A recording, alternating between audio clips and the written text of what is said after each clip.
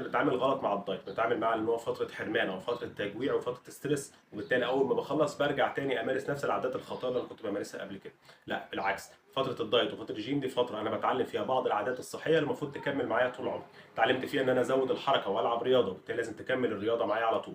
كمان اتعلمت فيها ان انا اشرب ميه كويس واشرب كميات كبيره جدا من الميه، لازم تكمل معايا. اتعلمت فيها ان انا ادخل اكل صحي في الاكل بتاعي، زي الخضار وزي الفاكهه وزي المكسرات وزي منتجات الالبان. اتعلمت فيها ان انا ما اكلش وجبات تقيله بالليل.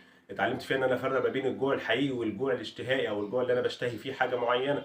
اتعلمت كمان ان انا ازاي اراقب ميزاني، وبالتالي كل الحاجات العادات ديت لازم تكمل معايا في الفتره بتاعه تثبيت الوزن. الفكره ان في فتره خساره الوزن انا كنت بعمل حاجه اسمها عجز سعرات، باخد سعرات اقل من الجسم محتاجها، وبالتالي الجسم بيبدا يستهلك الدهون او يستهلك المخزون بتاعه، وبالتالي يبدا ينزل في الوزن. في الفتره بتاعه التثبيت انا هاخد نفس السعرات اللي الجسم بتاعي محتاجها، بس طبعا لازم احافظ على العادات الصحيه اللي انا اتعلمتها دي كلها علشان جسمي ما يبداش يرجع تاني في الزياده.